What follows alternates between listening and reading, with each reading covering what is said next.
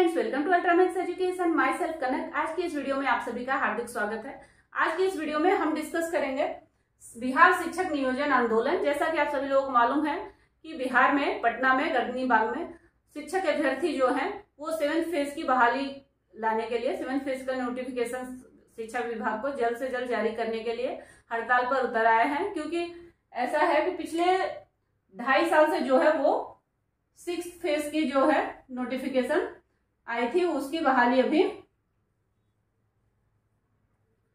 चल रही थी, जिसकी वजह से क्या है 7th फेज का कोई भी नामो निशान नहीं था। क्योंकि 6th फेज की बहाली जब तक खत्म नहीं होगी और उसके जस्ट बाद तुरंत तो आने वाली नहीं है, तो अभी हाल फिलहाल में ही 6th फेज की बहाली जो है वो खत्म हुई है। तो उसके लिए ही उन्होंने आंदोलन किया है शिक्षक अभ्यर्थियों ने बिहार में कि 7th फेज की जो बहाली है वो जल्द से जल्द शिक्षा विभाग जारी करे, उसकी नोटिफिकेशन जारी करे। और इसके लिए पिछले 1 सप्ताह से वहां के जो शिक्षक अभ्यर्थी हैं, महिला और पुरुष जो है उसमें सब लोग सहभाग करके हड़ताल पर उतर आए हैं। और वो लोग दिन रात एक करके उसके लिए सरकार से निवेदन कर रहे हैं कि जल्द से जल्द 7th फेज की नोटिफिकेशन जारी की जाए। और उनकी कुछ डिमांड है जिसको सरकार को माननी ही पड़ेगी और उसको अप्लाई करते हुए ही 7th फेज की नोटिफिकेशन जो है वो सरकार को जारी करनी चाहिए।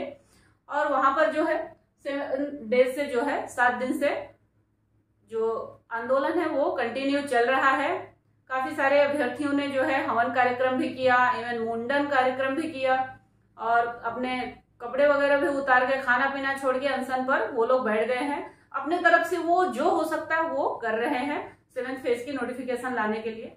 तो अगर आप भारत के किसी भी राज्य से हैं और एक शिक्षक हैं तो आप लोगों को वहां के शिक्षक अभ्यर्थियों को सपोर्ट करना चाहिए और उनका मनोबल बढ़ाना चाहिए ताकि शिक्षा के क्षेत्र में बिहार राज्य में सुधार हो सके। क्योंकि जैसा कि आप सभी लोगों को मालूम होगा जो 6th फेज की नोटिफिकेशन आई थी उसमें 94,000 के करीब वैकेंसी आई थी, बट उसी के अभी 50,000 के करीब 50,000 के करीब जो पद है अभी भी रिक्त हैं। खासकर महिलाओं के जो पद है वहां पर अभी भी बहुत सारे खाली हैं और काफी सारे शिक्षक जो है अभी भी बेरोजगार बैठे हुए हैं, बट उनको चुना नहीं जा रहा है। तो इसके लिए वहां के जो शिक्षक अभ्यर्थी हैं उनकी डिमांड बहुत ही जायज है। तो शिक्षा के क्षेत्र में जो है वो बिहार राज्य जो है वो बहुत ही पीछे हो रहा है और इसका मेन कारण यही है कि 3 साल 4 साल पर वैकेंसी आ रही है एक बार।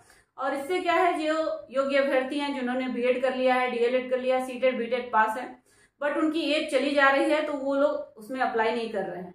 तो मेन जो उनकी मांगे हैं हम देखेंगे कि जो शिक्षक आंदोलन है उसमें उनकी मेन डिमांड क्या है शिक्षक अभ्यर्थियों की। तो फर्स्ट डिमांड जो है वो है ऑनलाइन एवं सेंट्रलाइज आवेदन। तो जैसा कि आप सभी लोग मालूम होगा कि पहले जो वैकेंसी आती थी 6th फेज तक जो भी वैकेंसी आई है, नोटिफिकेशन आया, उसमें आवेदन करने का जो तरीका था वो ऑफलाइन था और सेंट्रलाइज नहीं था। इसमें क्या था, अगर आपको किसी भी नगर निगम या किसी भी पंचायत क्षेत्र से आपको शिक्षक बनना है तो वहां पर आपको जाकर आपको ऑफलाइन फॉर्म भर के सबमिट करना होता था, अर्थात आपको ऑफलाइन तरीके से आवेदन करना होता था। तो इससे क्या है शिक्षा विभाग में शिक्षा के क्षेत्र में बहुत सारी धांधली होने लगी थी। बहुत सारे लोग क्या है जो योग्य थे वो अप्लाई नहीं कर पाते थे। तो इसको दूर करने के लिए ही वहां के शिक्षक अभ्यर्थी अभी ऑनलाइन एवं सेंट्रलाइज आवेदन की मांग कर रहे हैं। और इससे क्या है कि एक व्यक्ति एक जगह से एक ही सीट के लिए अप्लाई कर सकेगा और इससे क्या है सबको योग्य अभ्यर्थियों को उसमें भाग लेने का मौका मिलेगा। एंड जो दूसरी डिमांड है वो है डोमिसाइल। डोमिसाइल क्या है, पहले क्या था बिहार में अगर आपको शिक्षक बनना है तो आप अगर भारत के कहीं के भी निवासी हैं, अगर बिहार राज्य के निवासी नहीं है तो भी आप बिहार में शिक्षक बन सकते थे।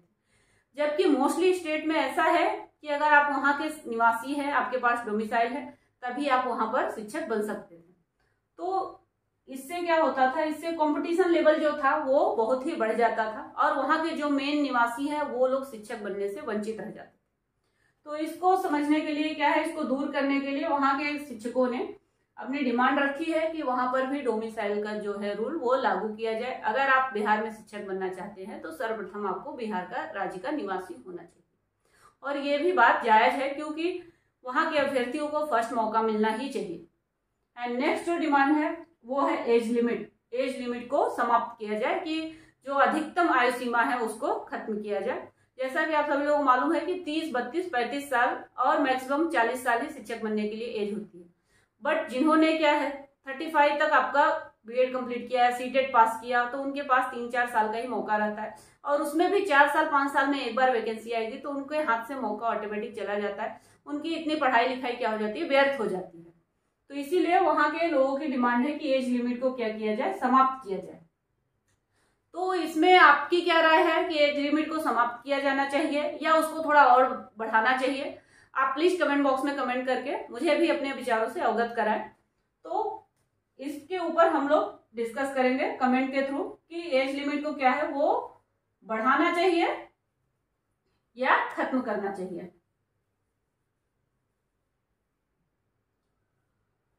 मेन आंदोलन का जो है ये शिक्षक अभ्यर्थियों का मांग यही है कि 7th फेज की नोटिफिकेशन जो है वो जल्द से जल्द जारी की जाए। इसके लिए दिन रात वो लोग एक किए हुए हैं और सड़क पर भी उतर आए हैं, और पढ़े लिखे अच्छे एजुकेटेड लोग सड़क पर उतर आए, ये अच्छी चीज नहीं है। और इसके लिए हमें भी अभी होप हो रही है कि आई थिंक नोटिफिकेशन जो 7th फेज की है वो जल्द ही हमें देखने को मिलेगी, क्योंकि शिक्षा विभाग के जो है बहुत सारे अधिकारी वहां पर पहुंच के जायजा ले चुके हैं।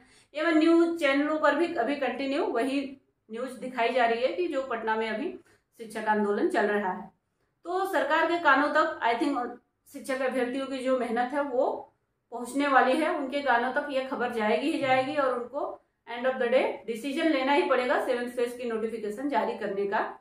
तो अगर आप लोग भी एक शिक्षक हैं, शिक्षक होने के नाते वहां के शिक्षक अभ्यर्थियों को सपोर्ट करिए। मैं भी इसलिए इस वीडियो के थ्रू यही संदेश देना चाहती हूँ और सभी लोगों को वहां के आंदोलन के लिए अवगत कराना चाहती हूँ, वहां के आंदोलन से। तो अगर आप लोग एक शिक्षक हैं तो प्लीज वहां के लोगों को सपोर्ट करें। और आपकी क्या राय है कि 7th फेज की नोटिफिकेशन आनी चाहिए कि नहीं आनी चाहिए, और जो उनकी डिमांड है जायज है कि नहीं जायज है, आप कमेंट बॉक्स में कमेंट करके प्लीज मुझे जरूर बताएं। तो चलिए फिर मिलते हैं नेक्स्ट वीडियो में। आई होप आप लोगों को मेरी वीडियो पसंद आई होगी। अगर मेरी वीडियो पसंद आई और इस तरह की आगे भी वीडियो देखना चाहते हैं, प्लीज मेरे चैनल को लाइक शेयर एंड सपोर्ट करना ना भूलें। Thank you for watching this video. Thank you.